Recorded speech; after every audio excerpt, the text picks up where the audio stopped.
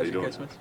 It was good. Yeah, it was good. I was supposed to see my mother, and both got weather and plane problems and didn't get over there. But other than that, it was really good. The granddaughters were good. How was Christmas with the granddaughters, huh? Like, is it different? The one is 2.5, so she's just getting to the point where she understands anything. The other one is 3 months, so she doesn't understand. So that's got a couple years with her. But by next year, the older one will be really good, so that'll be good. What was the message getting back with the guys getting back yesterday and everything like that? Well, the message, we got to play better. I did not think in these last 5 games, we had some guys just didn't play as well. And statistically and in my mind, just on the court. And yet we found ways to win games, which is important. But I think you're going to be surprised when you see this team. They shoot 34 threes a game.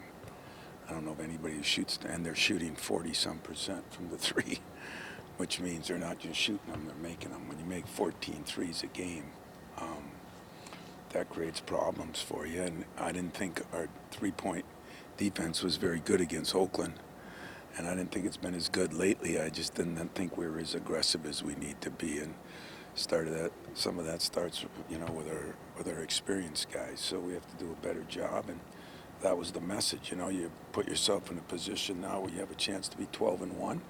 If you're 12-1, it'd be one of the great starts in the history of the program. And that's one thing you can accomplish. But more importantly, as I look at all these teams out there, and I see a lot of teams that are really playing well, like Nebraska's playing well. That would be our next opponent. And they're playing well with, Sam Hoiberg just plays on guts and everything, and he's made a difference in that team, and so I told him we gotta get some guys to be playing better, and that's what we're gonna work on.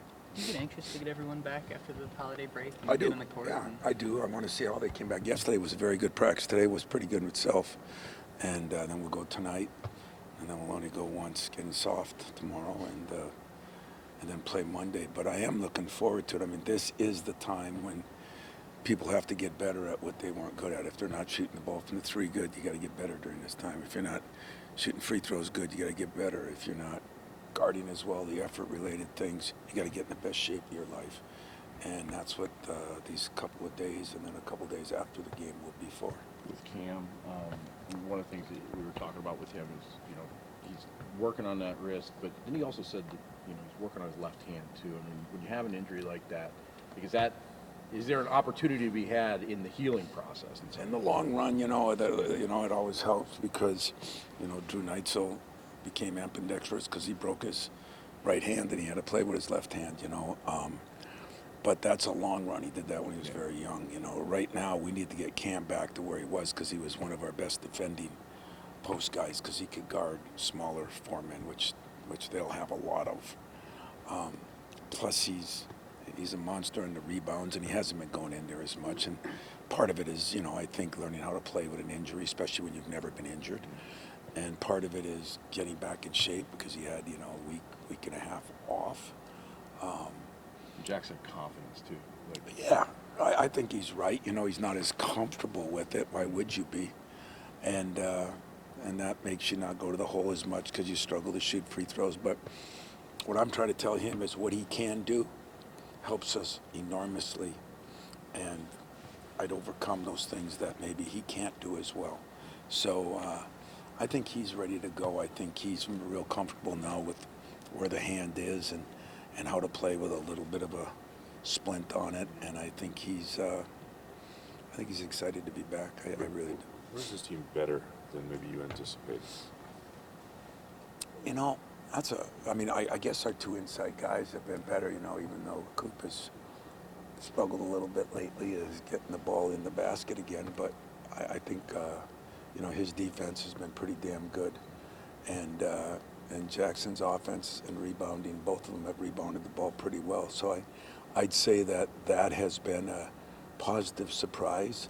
And I think Jeremy and Cohen in the last 5 games, although Cohen the last game played really well in the second half, has been a little bit of a they got some work to do, and so we're not expecting anybody to shoot 40% from the three, but I mean Jeremy was up to 33 in the last 5 games. He's really struggled, and so a couple guys have really been better. A couple guys haven't been quite as good, but what's still been as good is we've been pretty solid defensively most of the way. Last 5 games, 33% isn't. We'd like to be in the 20s defensively, but from the three, and so that's gone up a little bit. But I think in general, our chemistry and camaraderie is kind of taken us to another level. Everybody gets along, everybody pulls for one another, and it's such an easy stat that you can't measure, but it's such an important one to a coach. I still think that's why we've been pretty good. I mean, it's not that we have the most talent, but I think there's some other teams like that. Nebraska could be one of them, Some teams have more talent than others, and some teams are just playing better because the talent they got fits together. Do you In the like how? non-conference, Go ahead.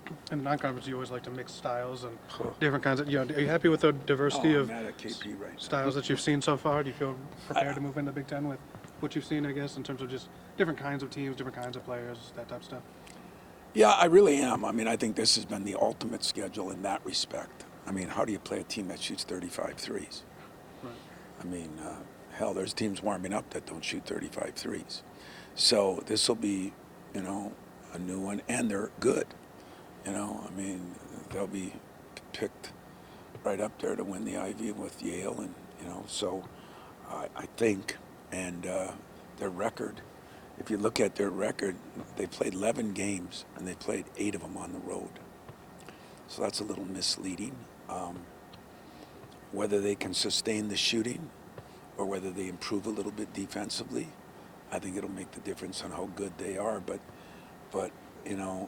that team is pretty good, and we've had some other teams that I think, the big 4 that we played all brought something different to the table. And so I think, I think we're really well prepared if we play well. Penn State pressed together. Yeah, Zone. yeah. It seems like you have seen. Yeah, we've seen more zones a little bit more. I think we proved after the debacle against Duke that we did a better job against zones, but it's going to get a lot more challenging. And the one thing that we haven't had yet is, getting Trey and Devine and those guys all on the same page at the same time. And that's the problem when you bring in guys. It usually takes a while, unless they've had a lot of success where they've been. And those guys had some success, but not enormous. And so hopefully, we've talked to them about it, and I think they're going to really work on their game during this time when you have a little time off to work on your game. So that I'm going to learn a lot about my team even in that, and how we guard. This is a different coverage, a lot of back cutting, a lot of slicing. We don't get the normal, see Mike, we don't get the normal ways we defend. Not a lot of ball screens, which is all you see in our league in that. So it is a completely different kind of team, and more of the Princeton old offense. I should go back to my first NCAA, second NCAA game. I mean, that's kind of what it is, more of that kind of stuff. With a lot of guys that can shoot it. I mean, I think they have 9 or 10 guys that are shooting in the high 30s and up. You mentioned, just talking about the new guys with Caleb, seeing him back in the drills and everything. Is there, and I know that you've had the plan, but is there any temptation, or is it in concrete? No, don't even Just put make that sure. out there. 100% no. Good. Mostly So he for, can help you guys on the scout team by they say by the end of January. by the end of January. I mean, we're not going to take any chances with him. I think he's got a chance to be too good of a player, number one, and too good of a career. That would be selfish on my part. I mean, if he was ready, maybe right at the end of December, beginning of December, and he could go 100 miles an hour, maybe that'd be something him and I and his father would talk about. But when you can't be ready to play in games till the end of January, that would be pretty ignorant of me, unless he just said, I want to be out of here in a year. and not worry about that second year. But believe it or not, there's some of us that still care about the kids first, not this bull that's going on. Should we transition into Baylor then? I mean, do you have? Here's a stupid question. Do you have any strong thoughts on what happened with that kid? I don't know the whole situation. I'm a little disappointed. Scott's a good friend of mine, and he was on the committees and didn't seem to be leaning in that. But what's happened at 3 or 4 schools right now, I mean, I just asked. And all these people write all these things about me, and they're all wrong. So you know, they want to talk about coaches can do what they want. This and that. I'm still talking strictly, not for the program, for the kid. So I asked Cohen, would you be okay if I went and got Miles, brought him back, and I sat you? I mean, you laugh, but that's what we're doing. Somebody's sitting. Somebody's not playing. You know, I just don't think that's fair for the players. I mean, some of them, worked their butt off to get to this position, and maybe things didn't go right. I'm a little surprised. I got to call into Scott. I'm anxious to see what he tells me. I mean, I'm not saying that we're holier than thou art or anybody should not do this or that, but if we're dipping into that one, if it's like I'm reading or hearing, I don't read it because I don't go on Twitter, but when I'm hearing, and now we're taking guys that were drafted in the NBA and everything, I said it to you a month and a half ago. Come on, Magic and Gary, let's go, baby. Let's do it. Why not? I mean, if that's what we're going to, shame on the NCAA. Shame on the coaches too, but shame on the NCAA because coaches are going to do what they got to do, I guess. But the NCAA is the one, those people in those committees that are making those decisions to allow something so ridiculous and not think of the kid. So everybody talks about me thinking of my program or selfish. No, get that straight for all of you. I'm thinking of what is best for my son if he was in that position. And I just don't agree with it. Because you've shown the ability to adapt to things. But that's Adapt, there's but I like mean, that it's gonna line. get me. Yeah. It's going to get me here. Remember, write this one down for you guys. It's going to get me. I'm just not going to let it bother me. But it's going to get me sooner or later. Sooner or later, it's going to get me. Not that I'm going to be too stubborn not to ever do anything, but I'm not going recruiting Miles. I love Miles. Love to have him play. I think that would. I mean, what is wrong with that statement? Tell me. You guys The idea of bringing a pro, No, go replace Cohen. Let's be specific. well, there's lots wrong if you don't believe that's the right thing to do. Oh, so if you don't believe, or do you think it's right or wrong? Why are you looking at me? It's Yeah, the difference between college and pro. Because you do that in pros. That happens in the pros. No. You don't just do that in pros. Not your. You don't just do that in pros. They got rules too. They got trade deadlines. They got money to do. Right, they got. No, you don't. That's what's wrong with you guys. No, they don't just do it in pro ball. They do not just do it in pro ball. If they're trading, they're usually trading one for another. Right. No. But there's free agency, but you're not getting that kind of. It's not like you're getting. Free agency happens once every 3-4 years. Well, if a guy's on the open market, you can go get him. But there's just no what's the framework. open market? There's no Those kind of rules. guys. I mean, when you got the talent like that, they're not on the open market. I like what I you know just I mean? did because I looked at you and I respect you. I respect all of you. But you right away wanted to go with the governmental way. Well, there's always another side of it. Is it right if your kid was playing? No, I wouldn't want that. That And the makes it reason I simple. say that is it's that what should be the difference between college and pro, right? I mean, you're an educational. There needs to be an educational component. There's no educational. The NCAA ruined that. Yeah. There's no educational component to it. You know, I mean, so- we're going to have guys. Now somebody called me and said there's no age limit. It used to be, I thought, an age limit of 24, Now somebody's 27. I mean, okay. And then we're going to say, well, you know what, guys? I'll answer the question, and then I'm moving on because I was told by a very famous, good, great coach yesterday in a text that said, I believe in everything you're saying. Just don't let it ruin your year. Why fight City Hall? I'm not going to fight City Hall. I'm just not going to stick up for it either. I'm not going to tell you that a guy that worked for the NCAA for 20 years on every committee known to man. I'm not going to tell you that this president, to me, is doing anything but running from leadership, is making decisions that are against them. I'd like to poll 360 of the coaches and see how many are in favor of what's going on. How many do you think? What percentage? Oh, it's got to be in the less than 20%. Like so, if that. I'm assuming I'd say that they haven't 15. done that yet.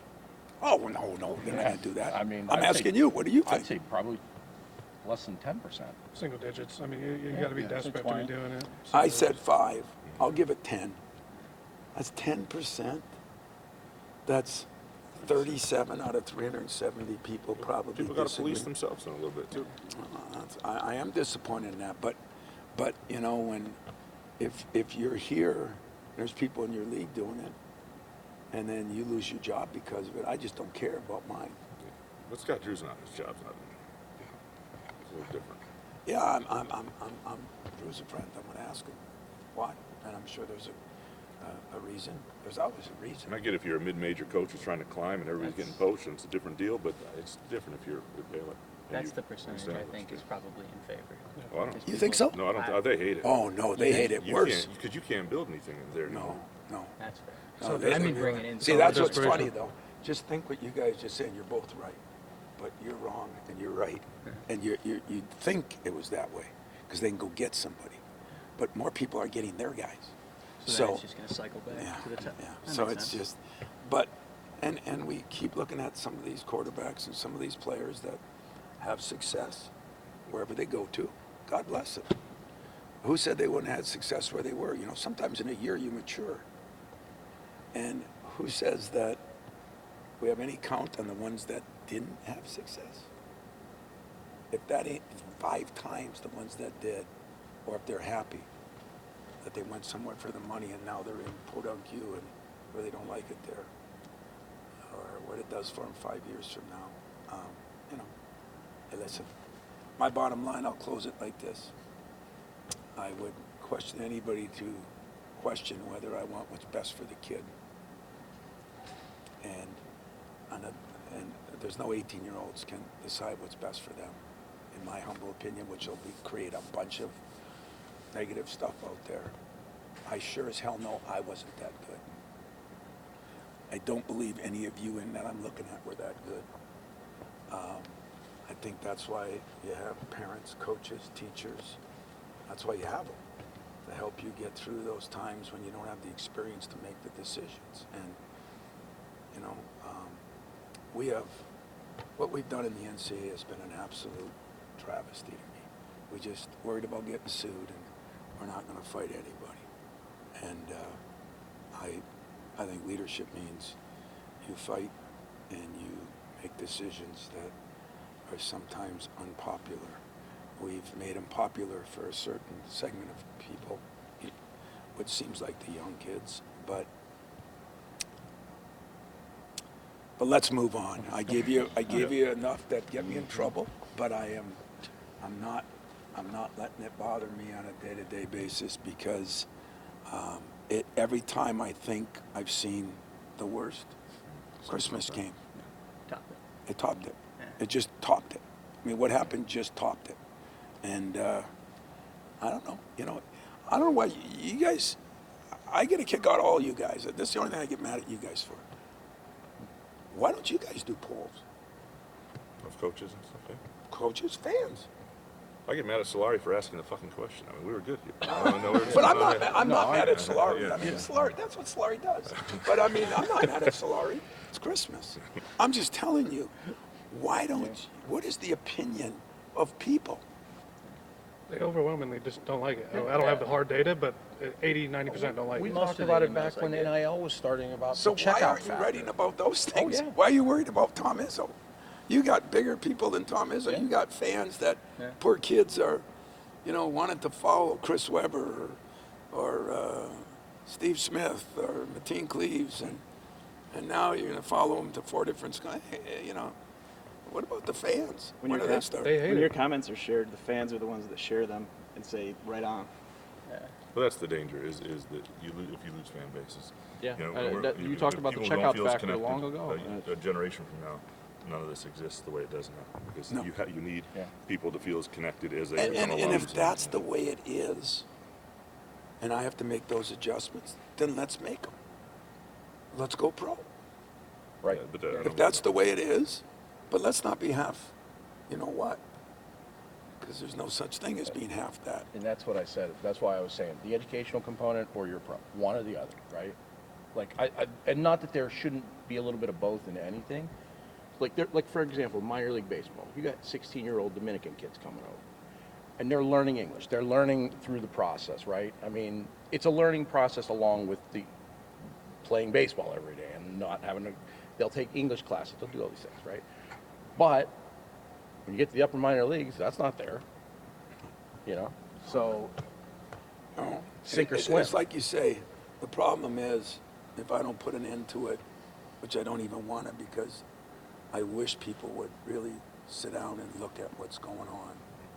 And like I just said to Cohen in a meeting, would that be fair? Would that be right? And maybe that's the To advantage some of the programs people, that don't. they, I don't know, man.